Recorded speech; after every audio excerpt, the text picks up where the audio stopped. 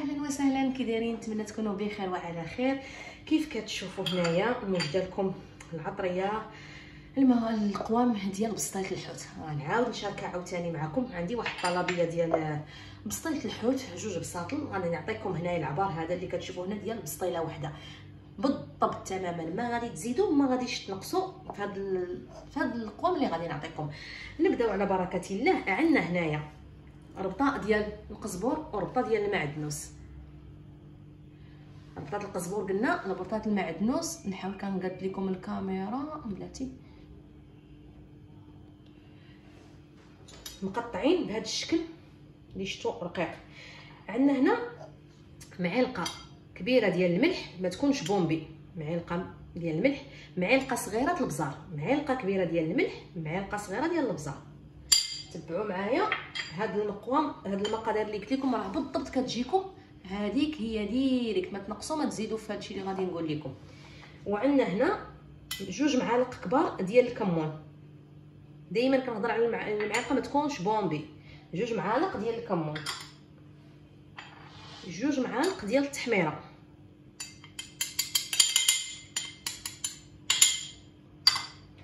عندنا 8 الفصوصه ديال الثوم محكوكين.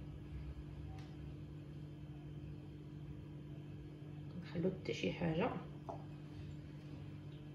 عندنا الهريسه ستار، هذه ما كتكونش حاره بزاف، ديروا معلقه صغيره. نسينا نورمالمون نديروا معلقه كبيره، مي الطلبيه ما بغاوهاش تكون حاره بزاف، غادي ندير معلقه ونص هكا صغار ديال الهريسه ستار. راه كاينه هذه تاع الدجاج، كاينه طويله بلاستيك حمراء. لحد الان راه هذا هو القوام الاساسيين اللي ضروري في البسطيله ديال الحوت. الاضافات اللي غادي نزيدوها بنا. عندنا جوج ضامات ديال كنور ديال الحوت، ضروري فيه، انا كيعجبني وكيزيد ينكهها. انا غنحكم في الحكاكه رقيقه. قلت لكم جوج ضامات ديال الحوت، بغيتو ما ديروهم ما ديروش، ولكن في بسطيله الحوت انا كنقول من الاحسن ديروهم.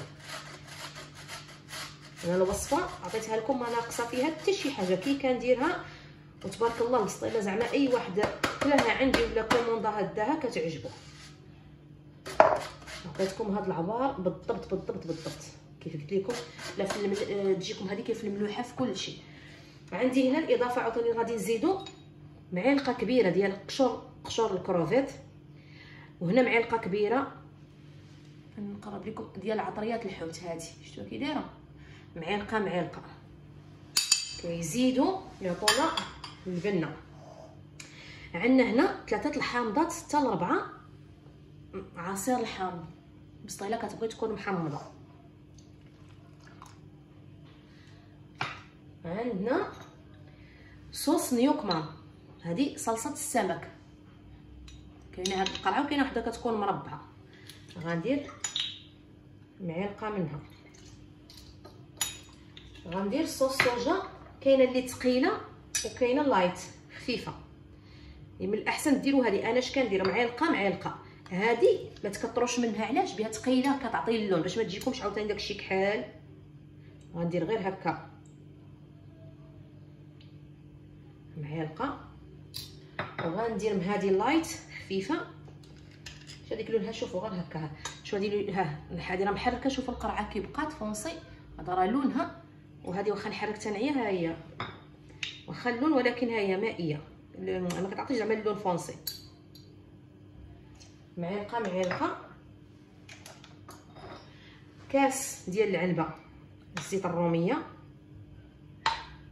وكاس الزيت البلديه. نتمنى يكون كل شيء واضح. هذا القوام ها هي لاصوص ديالنا واجده. نحركوها مزيان ونخلوها على جنب، نغطوها ونخلوها. انا نقرب لكم اللي كتشوفوا. ها هي هذه اللي غنشرملو بها الحوت ديالنا، الكالامار، الشعريه الصينيه، كلشي داكشي هذه نشرملو بها صافي. دابا غنخلي هادشي على جنب وندوزو الانواع ديال الحوت، داكشي اللي غادي نستعملو والقياس. ندوزو لاول حاجه الكالامار اللي هو الاول غادي نوجدوه. هنا عندنا كيلو ديال الكالامار منقي، غادي يكونوا منقي عاد تعبروا كيلو، يعني راه كيكون 2 كيلو. الا غادي غتشرو 2 كيلو ديال الكالامار، ملي غتنقوه راه غيتعبر لكم كيلو، لان كيتنقص منه شحال حاجه. وعندنا السيبيه اللي قطعتها كيلو ديال السيبيه، قطعتها كارويات كبار حتى هي منقيه، السيبيه تكون منقيه. هادو غادي نسلقوهم، فغادي نسدو عليهم الكوكوط، غادي ندير لهم شويه الزعتر، ورقه سيدنا موسى، الحامض، شويه الملحه، وغنسد عليهم في الكوكوط حتى يتسلقوا باش كتجينا رطبه، ما تجي لا قاصحه لا والو. ملي يتسلقوا عاد ندوز نكمل معكم، نوريكم الحوت والكروفيت. المهم كل حاجه كنوريكم بلي زيتاب باش داكشي يكون واضح لكم. انا رجعت لكم هنا الحوت. عندنا الحوت الفرخ 2 كيلو هبره منقي وكلشي كتعبروه 2 كيلو. هنايا غندير له لاصوص، حتى قطعتهم كمرصويات كبار، وغادي ندير له شي من هاد لاصوص اللي وجدنا مع بعض، وغادي ندخلو الفران صافي. كلشي واضح. انا غنلبسو كامل بهاد الشرمونه وغادي ندخلو الفران، ندخلو الفران ونرجع لكم. رجعت لكم دابا. هنايا عندنا الكروفيت كيلو منقي، يعني غتشدو 2 كيلو، ما يتقشروها كلشي غتعبروها غتلقاو كيلو ديال الكروفيت هابره. غادي نشد المقله، غسلتو مزيان، شللتو مزيان، وغادي نزيد له لاصوص هاد الشرموله اللي خلطنا. والحوت راه درناه يطيب في الفران، الكالامار والسيبي راه درناهم يتسلقوا، كلشي واجد. ديك الماء ديال شفتو غنديه يتشحر غير شويه ماشي بزاف، لان غيكمل طيابو. غنشحرو غيطلق الماء ديالو ونديرو يتصفى في الصفايه. ديك المريقه راه غنستعملها في الفيرميسيل، في الشعريه الصينيه. دابا انا غنديه يتشحر. داك الماء ديال الكالامار ما غاديش نلوحو، غنصفيه، هو اللي غنرقد فيه الشعريه الصينيه. ياك كلشي واضح. هنا عندنا الشعريه الصينيه، هاد الباكيه هادي كيكون فيها 2، غنستعملو 5 يعني ماشي 2 من هادو ونص، يعني كل وحده فيها 2، يعني 5 الكارويات. غنزيد انا مازال هنا.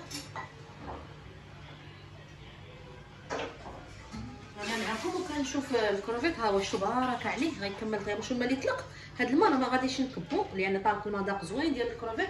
غادي نستغلو ملي نكون كنشحر الفيرميسيل غنخوي عليه. دابا الفيرميسيل هنا نتوما ركزوا معايا، غادي نصفي فيه عليها الماء ديال الكالامار اللي سلقنا، منكر فيه الملحه، فيه المذاق ديال الكالامار والسيبيه. نحيدو ورق سيدنا موسى، فيه الحامض. ها نتوما نرقدو مزيان ونخليها على جنب. نبغي نشحرو غنزيدو الفيرميسيل، ماشي الفيرميسيل سمحولي، الفيرميسيل هذه هي راه استعملتها. شامبينيون نوار حتى هو غنرقدو في نفس الماء، نقرضو صغير، وهذا ندوزها في الطحانه ولا الهاشوار تقطع صغيره، ما تكونش كبيره باش في الماكله تجي ساهله. من تما غادي نشرملهم. المهم خليكم معنا. بعد ما صفيت الكالامار والسيبيه درتهم في مقله كيف كتشوفوا، غنزيد لهم حتى هما لاصوص، وراني كنطلع الحوت في الفران.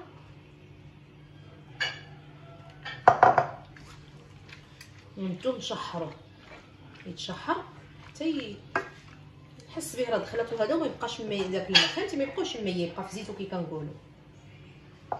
الكروفيت راني من بعد ما بلاتي كنصفيه، من بعد ما درتو في الصفايه يستقطر ها الماء. هاد الماء ما غاديش نلوحو، بنين هذا طالق العصاره ديالو كلشي، هذا غنستعملو فمين نكون قلت لكم نشحر الفيرميسيل. المهم انا غندي دابا هادي حتى هي تشحر ونتلاقاو. ها نتوما نقلبو خاف كيتشحر، كندير هكا كيبان لينا غير الزيت، ديك السوائل كامل تبخر صافي راه وجدت. رجعت لكم هنا الحوت، ها هو كيف كتشوفوا راه طاب، ما تخلوش ينشف بزاف. غنحاول نهزو راه باقي سخون، غنحاول نهزو الصفايه هنايا باش تشوفوا هذا الغراف دايره فيه ديك الشعريه الصينيه بعد ما قطعتها هكا صغيره. غنحط هذا الحوت باش يستقطر عليها حتى هو مذاقو. وديك المريقه اللي بقات لنا هنا حتى هي نزيدها على ديك الكروفيت اللي غنشحر فيها هذا، نشحر فيها سميتو الشعريه الصينيه.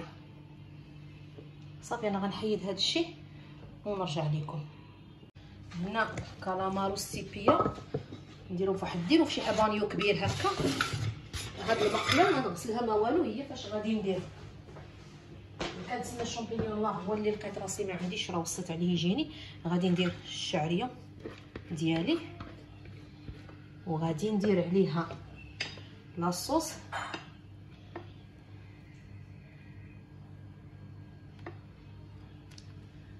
وغادي ندير عليها الكروفيت هاد المرقه وغنخليها ندير شويه ونشوف بقى نزيد حتى تنشف لي، بقى غير في زيتها شراب ليا من هذا. المهم درت انا الكميه كامله اللي عندي. صافي غنمشي نديرها فوق النار تشحر ونتلاقاو.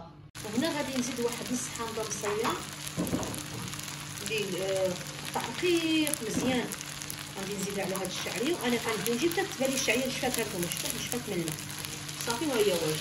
هنا الشامبينيون كي شفتوه حتى فزقته في الماء يكون دافي هكا شويه، نفس الماء ديال اللي سلقنا فيه قلت لكم الكالامارو السيبيه. من فزقتو كنقطعوه بهذا الموس ولا ديرو في الهاشوار ولا هذا. كنبقى ندير له هكا باش كيخرج يكون شويه صغير. نديرو في المقله نفس الشيء. غندير له شويه لاصوص ونشحرو. القياس تقريبا نقولوا ديك رابعه من تفزقوه وتصفوه تعبروا واحد رابعه كيكون قليل هوايه. المهم انا عندي هنا راه ما باينش مزيان، راه الكميه كثيره. انا هنا دايره ديال جوج بساطل، قلت لكم ديال وحده باش تكونوا عارفين. صافي ندوز نشحرو ونتلاقاو باش نكملوا البسطيله ديالنا. هنا كي كتشوفوا خلطت انا كلشي، الكروفيت والكالامار والسيبيه والشامبينيون وها الفيرميسيل. يبقى الحوت ها هو بعد ما استقطر خليته هكا. لان الحوت تنبغي نمونطي البسطيله كنحطوه فوق هاد الحشوه حتى كنحطها فوق الورقه عاد كنحطو. صافي كتحركو مزيان. وراه القوام كيف قلت لكم راه ما يحتاج، غادي تذوقوا غتلقاو هذاك هاد العبار اللي عطيتكم كيجي دي نيشان في الحموضه في الملوحه في الحار كيجي هذاك هو. وحق الله لا شاك زعما معاكم بالتفصيل الممل. صافي دابا خليكم معايا ندوزو باش نديرو المونتاج. اخر حاجه فكرتوني بها غادي ندير واحد شويه بلاتي قبل ما ننسى شويه ديال الزعتر. بغيتو ديروه في الاول في الاقامه، في الاول لا لو سيور في الاول في الاقامه ولا حتى كتخلطوا هكا كلشي. كل مره واش كندير واحد شويه ديال الزعتر كيجي زوين فيها. كيف قلت لكم بغيتو ديروه في الشرم ولا في الاول، بغيتو حتى تسالو هكا تحكوا بين يديكم راه كيجي زوين. صافي غنعاود نخلط هادشي كلشي مزيان.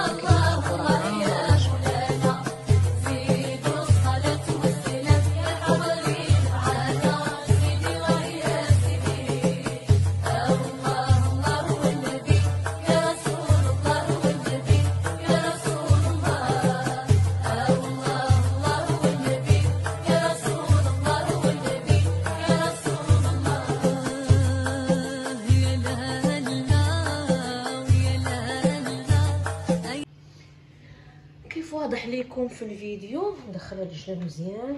كيف واضح لكم الطريقه ديال اللف ديالها. بغيتو ديروها سامبل تلمطوها، بغيتو بهذا الشكل. انا كيعجبني هذا الشكل كيزيد لها واحد الفوليم وكيعطيها واحد الجماليه في الديكور.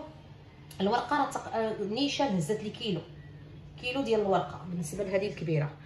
شفتوا دابا راه صافي ساليتها. ضروري الزيت ما تخافوش من الزيت، واخا تكثروا من الطياب راه الا كان الزيت بالزايد راه كيخرج لكم مع الطاوه كتحيدوه من تكونوا كطيبوا.